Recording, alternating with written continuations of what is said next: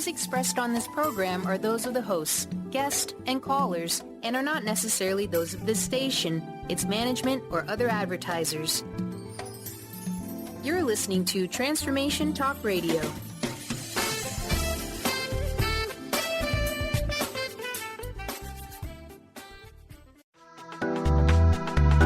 This show's audio was via a Skype call.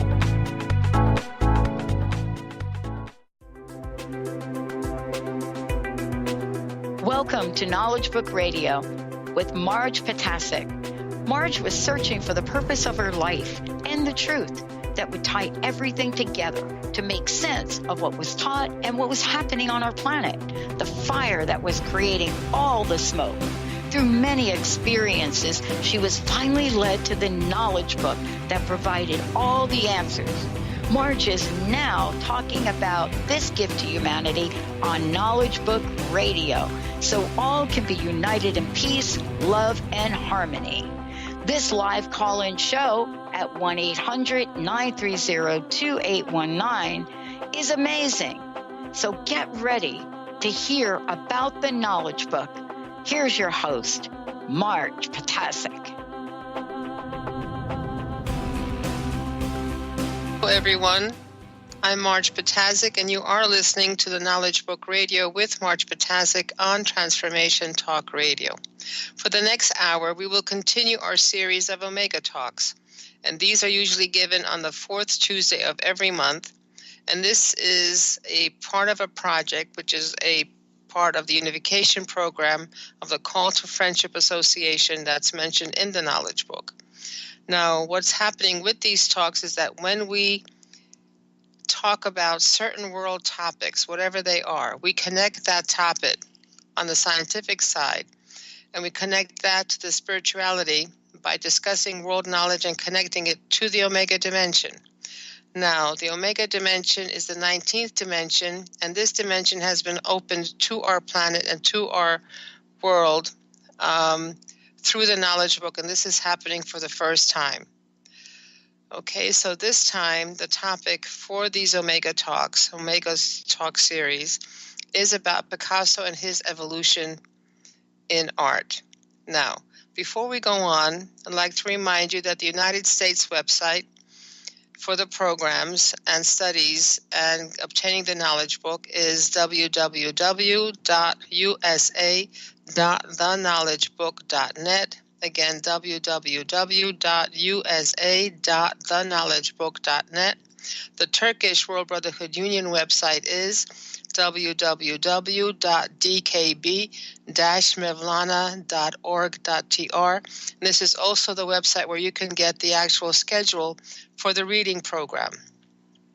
Of course, my contact information is 973-787-7035 for texting and telephone calls, and mmjp99@gmail.com, Mary John Peter 99@gmail.com for, again, emailing any questions you may have, any suggestions for topics you may have, or any comments you may have about this show or any previous show. The actual website for the Call to Friendship organization, and this is located in Turkey, is www.calltofriendship.org. Again, www.calltofriendship.org.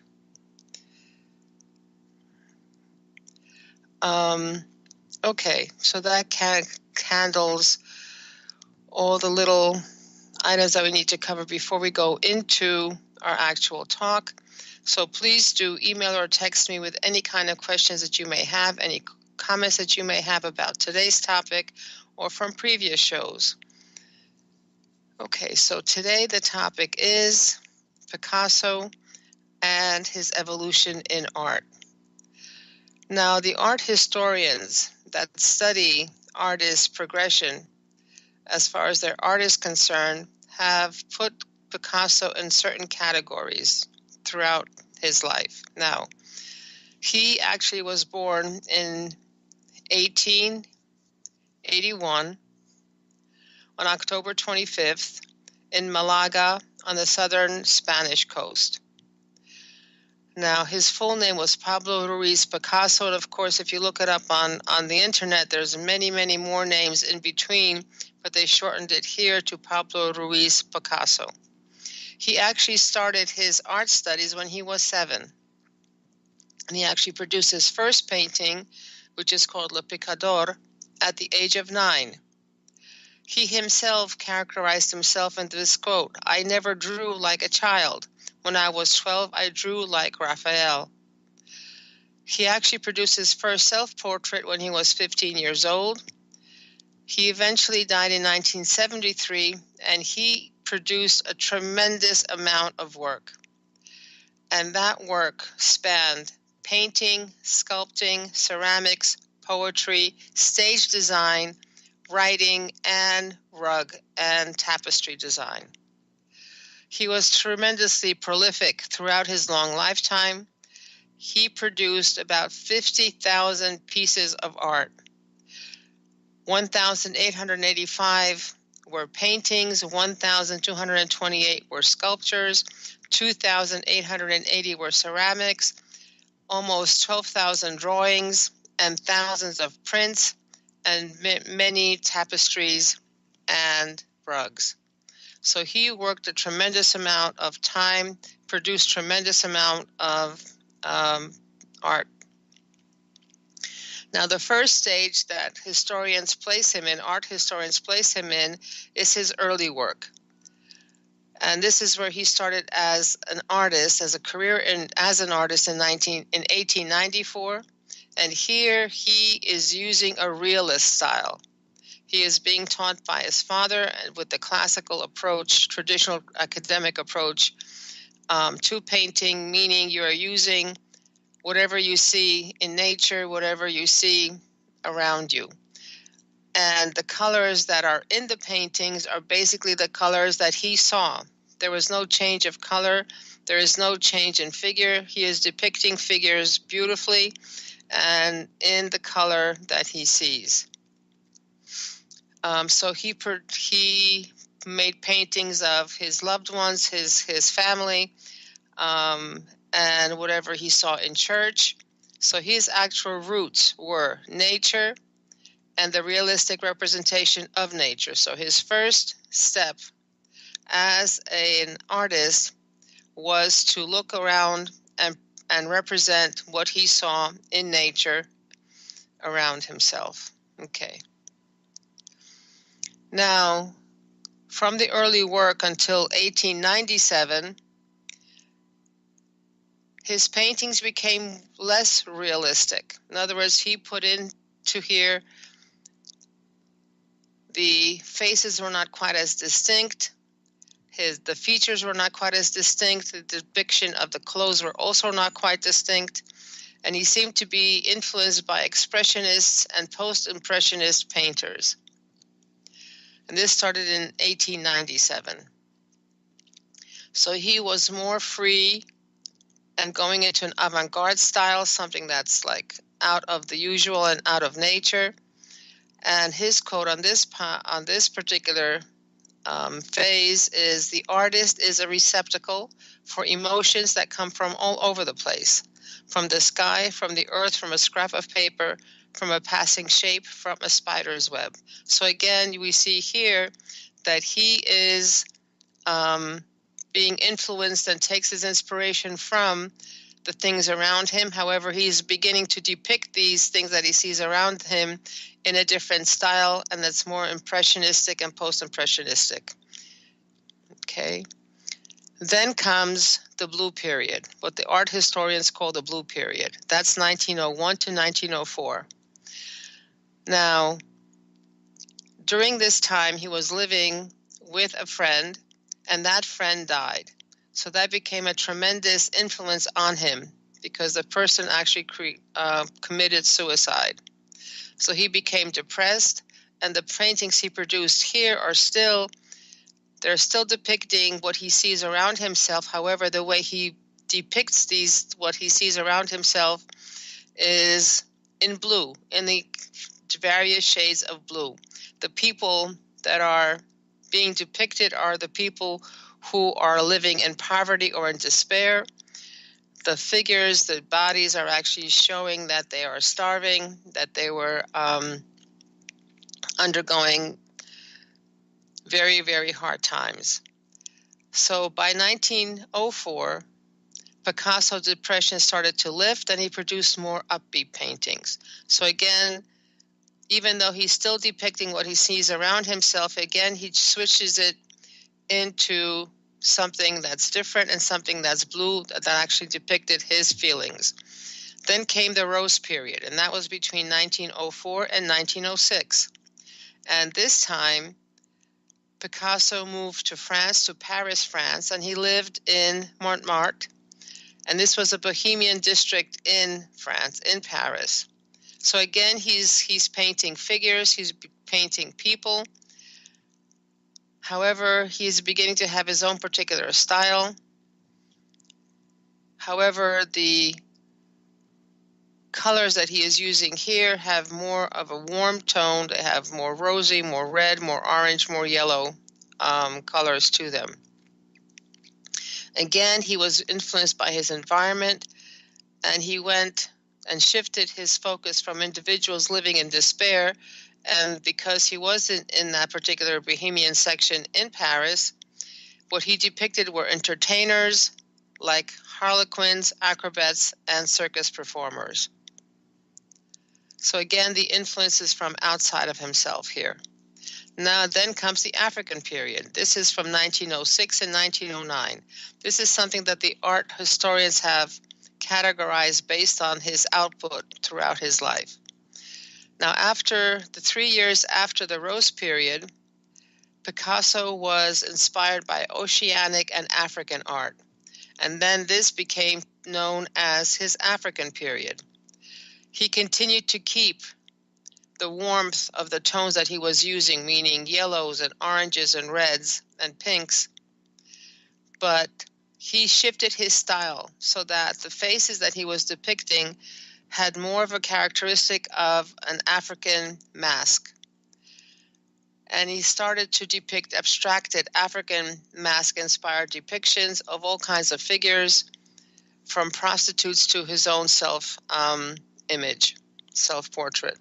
And again, if you imagine African masks, this is how Picasso began to paint at this particular point in time. And again, there was a shift. Between 1908 to 1914, he became influenced by the simplification and fragmentation found in primitive art, and therefore was inspired to move on to his next and most famous phase, which is Cubism. Now, this is a genre that features subject matter broken down into fractured forms. So you will see facets of figures, you'll see facets of objects. And this, both Picasso and George Braque pioneered this renowned and important art movement. It has two primary phases, analytical and synthetic. Now, the analytical is from 1908 to 1912, and this is characterized by monochromatic, topsy-turvy canvases full of overlapping geometric forms. Now, these forms were arranged in fragments from the subject matter, which is often unrealistically depicted from multiple angles at once. So you'll see faces and objects, just facets of them being portrayed. The actual character is broken down into facets, just like a diamond has many facets. His depiction of figures and objects became faceted just like a diamond. Cubism then for the second part is 1908 to 1914. Now, this cubist form is unlike the analytical cubist because the synthetic cubist style, which is the second portion or the second phase of his cubist period, here this was characterized by simplified polychromatic canvases that were inspired by collage art. And instead of depicting anything realistically, he was then influenced by abstraction, by something taking a facet or taking a character out of that depiction and portraying that. And this officially lasted until 1914, though he would actually still continue to work in this style, in Cubist style, until the 1920s. Then Picasso visited Italy, and this became his neoclassicism, or 1917-1925 period. So here he was exposed to Italian Renaissance artists, and he gradually shifted away from synthetic cubism, and he became an artist that depicted what he saw around him in a neoclassical style, meaning it is much closer to what he saw as the product of Greek and Roman sculpture. And again, he was influenced by Italian artists' paintings of figures and shifted what is called the neoclassic period. And he produced paintings that actually can see what the people are, however, they're more rounded, and they still have the natural colors of what he saw around himself. Then he jumped into surrealism, and this was from 1925 to 1932. And again, he went back to abstraction. He moved away from natural representation, and he had his own style, which is now they're calling surrealist, and this was characterized by dreamy depictions of figures with disorganized facial features and twisted bodies. This surreal quality was brought out by his using an unnatural palette of bright tones and clashing colors, as well as a skewed sense of perspective and a contrast between organic and geometric forms. When you look at these paintings, even though the titles may tell you what this is, however, the depiction does not match what the title is. Woman in a striped chair. Well, there is something that looks like blue with polka dots on it, and there's something that looks like slats around it, and that's it. Woman in a wooden chair. You sort of can imagine that there's something that maybe is a figure with a head and maybe it has a child, but the piece of wood is something contorted and is something completely different that you would see when you're thinking of woman in a chair. This is not what most people would actually see. Girl throwing a rock. Again, you've got two spheres. You cannot tell where the arm is. You cannot see what is going on in this picture. A weeping woman. Okay, you can see tears. However, the colors are red, orange, yellow, green, gray, black.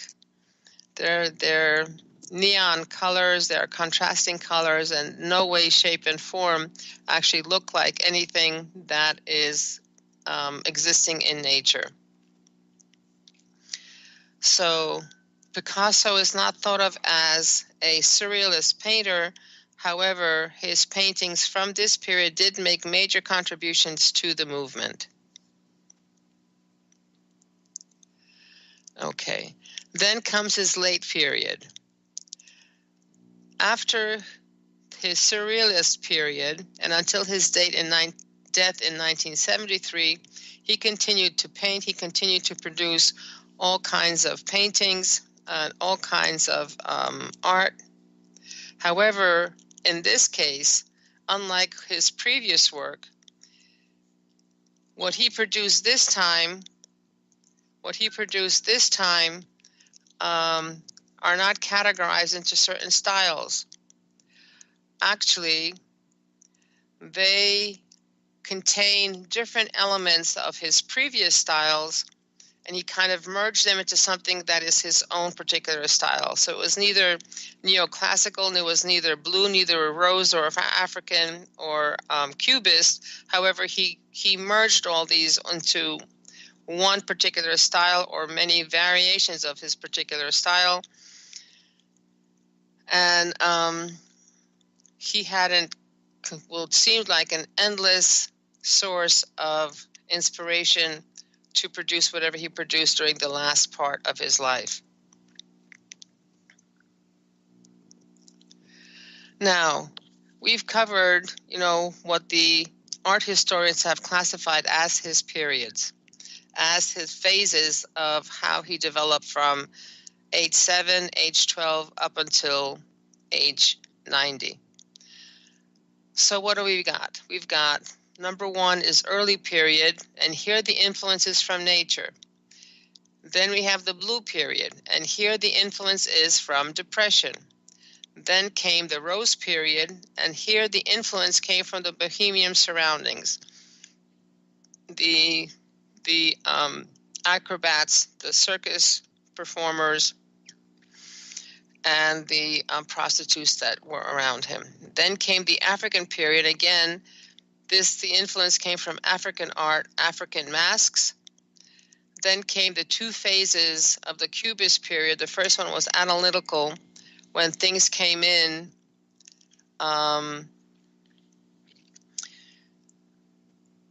facets, in little portions, being the figure itself or the object itself being broken down into facets and presented that way. And then came the Cubist period, which was a synthetic one. And again, this came from as an influence from a different art movement, and where things are flat and presented more like a collage than anything else. Then his 7th period, is the neoclassicism period. And here the influence came from Italian art masters. Then came the 8, which is the Surrealist period. And here again, he's going outside the natural influence into the extraordinary and fantastic. So what he is depicting becomes unrecognizable to us, despite the fact that he names what he is painting. Then came the late works, which is the 9th stage, and this is a melding and the use of all the previous styles. And here the influence comes from within. From 1 through 7, there are outside influences that are impacting him, and he is changing based on those outside influences, while in the 8th, he himself starts then to go into the extraordinary and fantastic and supernatural or supranatural depictions of whatever he sees. And then in the late number 9 stage, he melds everything all together. He puts it all together. And here the influence now comes from his own consciousness, from his own essence, comes from within. Okay, now there are some famous quotes that we have from him. And it's very interesting.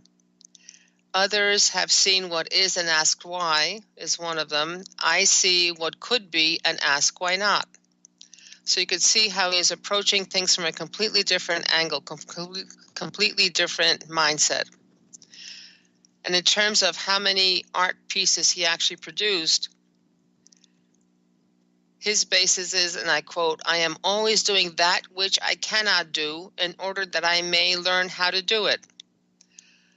So again, he is always going into something new, something different, experimenting, questing, figure things out, and moving onward. And here's another quote: "Art is a lie that makes us realize the truth." Interesting, because any piece of art that you encounter, there is some physical reaction, some kind of a psychological, physical, spiritual reaction you have to that piece of art. And sometimes that art can hit certain points in you that you never could have realized before outside of actually seeing that. Another quote: "Everything is a miracle. It is a miracle that one does not dissolve in one's bath like a lump of sugar." So when you think about us, when you think of all the component parts of us, and they all are chemical elements, they're all natural elements: carbon, oxygen, phosphorus, iron, manganese, magnesium, sodium, chloride, all of these. Somehow we are held together, something holds us together, something pieces us together. And even despite the fact that water is a universal solvent, we do not dissolve. We stay as a totality. And this is very interesting, the next one, is because it seems to explain what it is that he's been doing as a painter, as an artist, depicting the objects around him. "I paint objects as I see them, I paint objects as I think them, not as I see them. So here we can see that it's the internal inspiration, it's the internal consciousness that allows him to basically show what he thinks should be shown. And in terms of his prodigious output, and many have heard that inspiration does exist, that inspiration is out there, that the muses are out there, and basically you breathe in whatever idea or work of art you produce. And he says, inspiration exists, but you have to find it working, meaning you have to be working at something for an idea to come in, for something to come in order to produce something. Now, when we looked at this bird's eye view of Picasso's development and growth, it becomes very clear that the first 7 periods were triggered by some external trigger, something outside of himself, whether it was depression because of the friend's suicide, whether it's influences from the French quarters that he lived in, whether it's influences from the African masks, whatever the influences were, from Cubism, whatever the influences were, they were actually outside of himself, and the source of the inspiration was outside of himself. It also seems that in the last 2 stages, he had put himself together, he had unified himself and was working from his essence. So he went from a truly naturalistic expression and depiction of a human face, or whatever he was depicting, to something which is his most famous work of art, to Guernica, which is very hard to decipher what it is and how it is put together. So, as with everything, I have questions. And Picasso's evolution raises a lot of questions. Is he the only one with this pattern? Is this progression from the inside, from the outside to the inside, what happens with everyone? Are the number of steps significant? Are they always 9, 1 through 7, and then 8, 9? And how does an artist, a writer, a composer create their art? And can anyone be a Picasso? How does an artist become one? Are they born that way, or are they taught? And where does the creative spark originate? Now, as usual, when one is reading the knowledge book and there is a question in one's mind, there is always an answer provided. So the answer given by the knowledge book is this: art, just like every dimension, has 9 layers. Since there is a gradual progression of each dimension, the evolution and the creative power is different between the first step and the last step. So if you're at the entry level of a particular art, whether that's sewing or painting or sculpture or literature or whatever it is that your particular art that you are developing and learning, there you will always be different from when you first started to when you're more advanced in this development. And as we've seen with Picasso's growth, at first the influence comes from nature, and eventually as he evolved and progressed, he was influenced by higher energies and different aspects came into his paintings. And as we saw with his Cubist, and especially the surreal period, the influence came from above nature, like being connected to spirits, angels, and space. Something extraordinary. So, according to the knowledge book, once you've gone through the first 7 layers of the dimension, you are then able to merge with the essence energy of that dimension and are then able to unify your previous incarnations and are able to portray this whole personality by the power of the reflection of the essence. And as we saw in the last 2 stages of his inspiration came from inside, not the outside. The products of his art came from his consciousness and his essence. Now, many artists have spoken of having an idea that they received in their either dreams or pictures in their heads, and they were literally inspired. They breathed in whatever that idea was, and some have said that they've been given gifts as a gift from the muses or the 9 muses. This was in Greek mythology. These are the muses that give ideas and inspire artists. And these are ideas that came in from the creative power based on and in accordance with their evolution, and then present their art to others. Now, specifically in the knowledge book, Fascicle Supplement number 4, again, the answer is the dimension that is up to the 7th layer of each art is called the immortality layer of that art. After this layer, the human consciousness leaves the dimension of form and integrates his/herself with the energies beyond form. And the essence consciousness claims his/her actual art, and by connecting his/her own creative power to his/her essence power, he is then released from the mechanism of influences.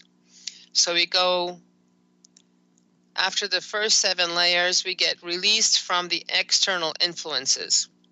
And the very genuine artists are those who exhibit their own essence consciousness forms beyond the power of influence, like Picasso and Salvador Dali. And this is where we see his surrealistic period and the later part, the late stages of his life, where he combined everything all together and put it all together and depicted things in a different way.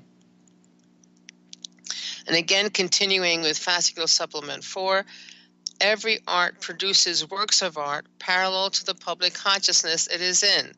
We cannot do something outside of what we're living and the medium and the environment that we're living.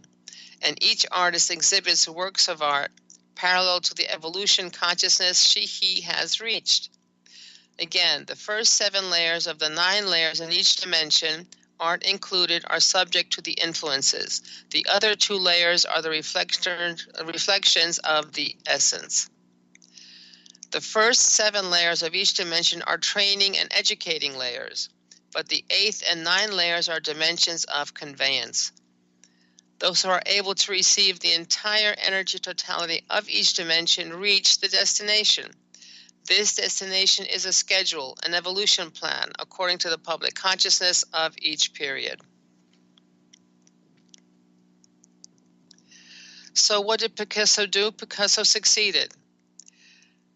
So when we compare what the knowledge book describes and Picasso's life and artistic evolution, we can clearly see that Picasso reached the destination by going beyond form.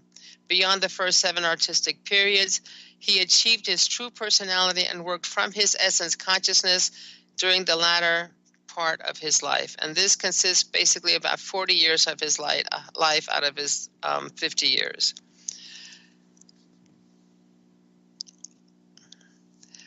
Was Picasso a special person? Can anyone do what Picasso achieved? Well, it's both a yes and a no. Although we can't all produce works of art like Picasso, we can follow his example and live our destinies. What Picasso did is what I would characterize what Joseph Campbell said, is follow your bliss. Picasso followed his conscience. He accepted the influences given to him and worked to incorporate those energies into his art and life. He didn't reject something else that was new because he only wanted to stay with what he knew and what he was comfortable with. He went ahead and incorporated anything that came at him, whether it was depression, whether it was where he was living, whether it was, Italian artists, whatever it was, or African masks, whatever it was that came into his life, he embraced, he incorporated, he met it with a smile on his face, in the sense of accepting these influences and working with these influences to develop his art further and further. And the other part that he did, which we can follow, is that he was listening to his inner voice and not to conditioned consciousnesses. Many people have only one way of doing things. In other words, my father did it this way, my grandfather did it this way, my great-grandfather did it this way, and I'm going to continue to do it this way. Picasso was not one of those who was a traditionalist in the sense that he stuck with whatever he learned first and would not go forward. So his path was the path of learning and science. And step by step, he followed his own plan of destiny because he came in and he was born just like us with his own plan of destiny as to what he would need to do, the influences that he would meet in his life to be able for him to become fully accomplished and succeed in his life. So he worked and developed his talent and progressed on his evolutionary path, at first in accordance with external energies, and later, having unified into a complete whole, he worked from his essence.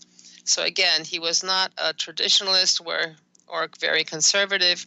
He is the one who basically met what came at him and used it, whatever came at him, to develop his art, and little by little, step by step, stage by stage, he was able to evolve and be the Picasso that we know, and the Picasso that produced this tremendous amount of work and art.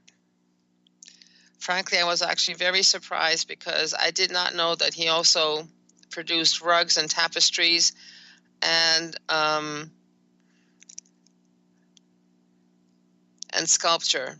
Now, part of the sculpture was ceramics, and the ceramics, there were dishes that he produced. He produced, tableware. He produced goblets. He produced vases. He produced all kinds of things. So it's amazing as to what he was able to accomplish in the time that he had on this planet. So what about the rest of us? We're all come into this world with our own particular plan of destinies. And all of us, Picasso and every one of us, comes in with this guardian that is responsible, or guardians that are responsible for helping us and guiding us. And these guardians are connected to the mechanism of influences. Now, we'll talk about the mechanism of influence a little bit, but anyway, basically these guardians, they're responsible for our evolutionary path. Now, if you're expecting them to let you know what the winning combination is in the lotto or Powerball or whatever it is, or who's going to win in the race, or what stocks to pick so you could get rich quick, don't expect the guardians to help you, because that is not their job. Their job is to guard you and to guide you on your evolutionary path, meaning making sure that we go through the experiences that we need to go through in order to learn our lessons, in order for us to be able to develop as humans, to evolve as humans, and get ourselves to the point where we can succeed in becoming genuine humans. Now, the mechanism of influence is defined in the glossary of the Knowledge Book as: it is the mechanism that conveys the cosmic influences parallel to the evolution of our world from the 10th dimension. It is also defined as the power focal point of the function which will activate different systems. So basically, the mechanism of influences is a source of energy, is a source of cosmic energy, is a source of cosmic frequencies that are given to humans. And depending on the human's own level of evolution, depending on the human's status as far as their evolution is concerned, those energies, those frequencies activate certain centers in us, activate certain seeds that were planted in us, and we develop and we grow and we progress step by step. So each one of us has been given a design path through which we can succeed, because the Knowledge Book actually trains us up to the 7th layer by projecting on us from the close plan, meaning from the book itself and through the experiences, the energies of the 7 layers within Omega by its special light photon cyclone technique. Again, the Knowledge Book gives us those energies, those frequencies, specifically at our own particular level of energy, frequency, evolution, consciousness. And furthermore, it blocks anything that could be detrimental to us or too much for us, so that could shake us. So we're always protected, we're always guided, we're always given that which we need when we need it to be able to succeed. And then once we've gone through the first 7 layers of every dimension and any dimension, then we ourselves then get to the destination, because at that point we're able to attract the energies in the 8th and 9th layers of Omega through our own thought powers. So if 1 through 7, outside influences, as we've seen through Picasso, and he becomes like a textbook case for evolution. And this not only covers art, it covers every dimension, no matter dimension, whatever dimension we're going through. It covered what we were going through as far as the Old Testament was concerned. It covered what we were going through as far as the New Testament was concerned, as far as the Quran is concerned. First 7 stages are always training and educating from the outside, influences from the outside, and then the last 2 stages, the 8th and the 9th. 8th, we absorb the totality of the energies that are in that dimension. We become the experts in that dimension. And then in the 9th layer, we are able then to go from that dimension and pass the test going into the next dimension. Again, we start all over again at layer 1, go through 1 through 7, external influences. Then we merge with the totality of that dimension at the 8th. And the 9th, we jump to the next dimension. Anyone who is able to receive the entire frequency of the knowledge book in this final age will reach the destination. And now it's time to take a short break, and we will continue with the discussion of Picasso when we come back. Again, the U.S. website is www.usa.theknowledgebook.net. Telephone number is 973-787-7035. Email address is mmjp99@gmail.com, maryjohnpeter@gmail.com. Stay tuned. We'll be right back.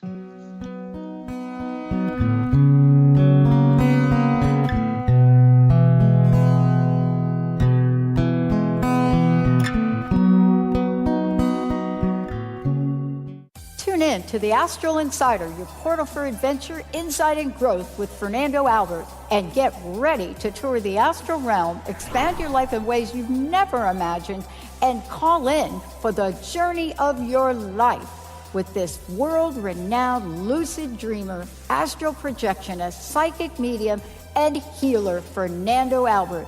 This is every second and fourth Monday at 9 a.m. Pacific on TransformationTalkRadio.com. A word of caution: if you prefer the status quo and you are not interested in improving every aspect of your life, this book will trigger the shift out of you. The Truth is Funny, Shift Happens is available now. Author Colette Steffen brings the powerful knowledge and life-changing energy and empowerment from the radio airwaves to the pages of her new book. To get your copy in paperback or ebook, visit thetruthisfunny.com today.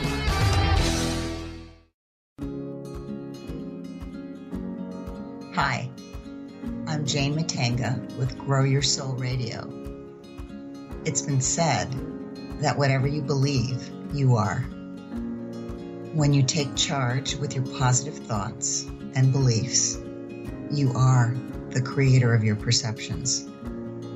You have the power to shift your reality.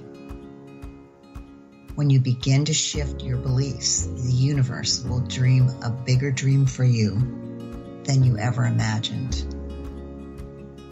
Believe in your dreams, and every part of your world can open up in new and glorious ways, because everything is possible. I'd love for you to join me on Grow Your Soul Radio with my co-host, Dr. Pat, on Transformation Talk Radio.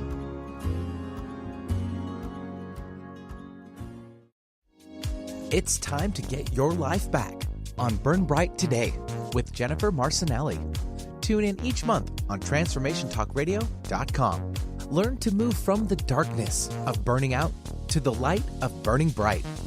Jennifer is redefining stress and the energetic causes of burnout, shining a light on process to get your life back. For more information about Jennifer and her work, visit burnbrighttoday.com. Are you ready to finally feel empowered and knowledgeable in your political stance? Let Marcia Padilla-Goad educate you on exactly how important grassroots advocacy is in a relatable way to all perspectives.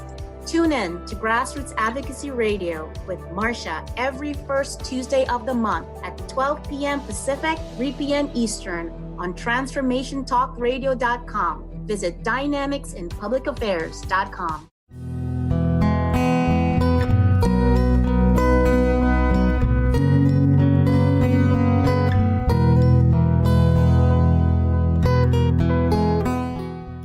we're back on Knowledge Book Radio with Marge Patazik on Transformation Talk Radio. And again, a reminder, the United States website is www.usa.theknowledgebook.net.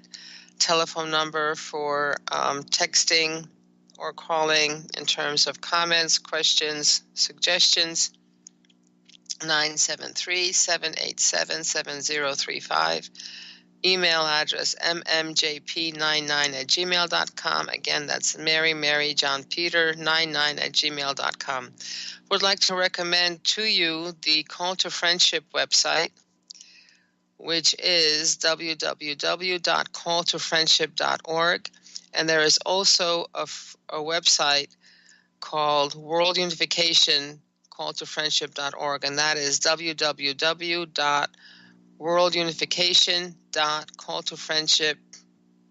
I forgot whether it's .org or .net, but if you type in World Unification, then that will pop up. So, and that particular website gives you information for the next Congress for Call to Friendship that takes place in Turkey on June 21st, 22nd, and 23rd of every year. This started back 3 years ago, so it'll be the third Congress, and this will continue working. And part of what's going on with the Call to Friendship Association is basically associating and connecting every knowledge that is on this planet in the third dimension, every knowledge to the knowledge book magnetic field, and everything will be connected to the knowledge book and unified in the knowledge book, and we will all be unified as a totality.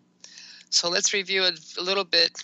And when we're talking about Picasso, one of the questions that was asked when I did this presentation, in front of people, not on the radio, but in front of an actual audience, someone asked, so what's that got to do with me? That's Picasso. That's not me. How does that affect me?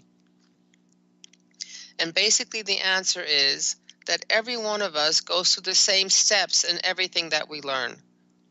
In the first stages, we are dependent on outside teachers and outside guidance, whether we're learning how to cook, we're learning to clean, whether we're learning to paint, and that's whether artistic painting as in oil painting or painting inside of a home or the outside of a home or painting cars, whatever it is, whether we're learning landscaping or horticulture or sewing or crocheting or knitting or dentistry or law or government or writing or whatever topic that we are covering, whatever we are learning, we go through these 7 phases, one after the other. And when we go step by step through these phases, we may not be exactly conscious of it, but we are learning step by step, and in each step we know more than we did before, and we go gradually rise up to the point that we are become an expert, and we become merged with that entire dimension. We become merged with that totality of that knowledge, and then we use that knowledge. We use what we have learned before. We integrate with it, with that energy of that dimension, and we are then able to connect with our essence consciousness and produce works of art or produce that work from our essence consciousness and continue working that way. Now, every lifetime, it seems that Picasso was already born a genius. But we've got to keep in mind that we were only witnessing his last lifetime where he actually portrayed his genius. We forget the fact that this last lifetime where he produced his 50,000 pieces of works of art was the culmination of many previous incarnations where he actually was honing his skills. To me, it looks like those first 7 stages, maybe initially he was learning how to paint naturalistic paintings, meaning depicting everything he saw in nature, perfecting his skill, perfecting his arts, the strokes, perfecting color combinations, perfecting the composition of a painting. He, lifetime by lifetime, went through and learned certain portions of his art, and eventually he would die in that lifetime, having learned maybe from 1 through 6 or 1 through 5 of the stages. And then the next lifetime, he would start where he left off, meaning he would be going through and producing works of art, maybe had a quick review of the previous teachings that he had, and then continue developing and developing and developing. Now, I don't know if anyone has seen Groundhog Day now with Murray. And basically, this person, who's a weather forecaster, wakes up every morning at 5:59 a.m., wakes up in Punxsutawney, Pennsylvania, coming to interview and see, Punxsutawney Phil, and see whether there's going to be 6 more weeks of winter. So he wakes up every morning at the same time. And over having each time the day progresses, each time during the day that progresses, he learns something. And he's able then to basically be eventually at the perfect location to catch somebody falling from a tree, to be able to know not to step in that off the curb at a particular place because there's a big hole there. He's able to help people when they need help, and he's able to eventually learn how to play the piano and eventually lead an orchestra. So what we're seeing in Picasso, we're not automatically born into something that is a genius. We gradually get to that place through the many incarnations that we go through. And this also holds true for us as far as our own evolution is concerned. We've all gone through various stages of religious training. We've gone through various stages of Old Testament, New Testament, Quran, and right now the knowledge book. So we are going through everything step by step, and at each place and each dimension, we are trained in the first 7, and then we merge at the 8 and are able to go on to the next dimension from the 9th. We could also think of it as basically like going to school. In the first grade, we do math. But in the first grade, we go to school every year, and every year we learn a little bit more. So in the first grade, we do math, addition, subtraction, multiplication, eventually fractions. We go up and up the chain. Then we may learn algebra. Then we may learn calculus. But it's a stepwise process. Again, when you're in the first grade, you learn certain skills, as learn what the numbers are. You can count a certain amount of number. You learn little by little, step by step, and each grade builds on the grade before, just like each life builds on the life we had before. So we come in already prepared. We come in already having some of that knowledge, some of that skill already ingrained in us. And when we see Picasso, he went through the first stages, the 7 periods fairly quickly. 4 years here, 4 years here, 4 years here, 5 years here. It's as if he was going through a review process of his previous lives, a review process of what he had previously learned. Let's say a quick brush up of what, no pun intended, a quick brush up of what he had covered previously. And he's then able to progress and build on it, incorporate it, and actually become the actual genius production artist that he became. And we also, as humanity, went through all kinds of training as far as going through all our religious training. We did it in the same way. So what does Picasso have to do with us? He basically is showing as a textbook case of the process we go through every day. We may not realize that's what we're doing. However, that is what we are doing. And we do have guardians. We do have the mechanism of influences that gives us energies and frequencies when we need it, how we need it. And of course, we have the knowledge book that allows us to get those energies at a very dosage and need as we need it, and protects us from anything that could actually harm us. We are getting hit with tremendous amount of energies because we need to evolve quickly. We need to be able to progress very quickly,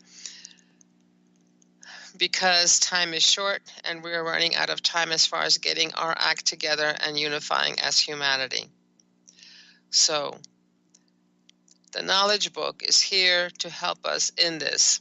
And the knowledge book is here in this program. The call to friendship is actually unifying all the knowledge that we have and all the art that we have on this planet into one unified whole into one totality, and we're connecting it to the central union of suns, which is a dimension of the All-Merciful, which is in the light universe.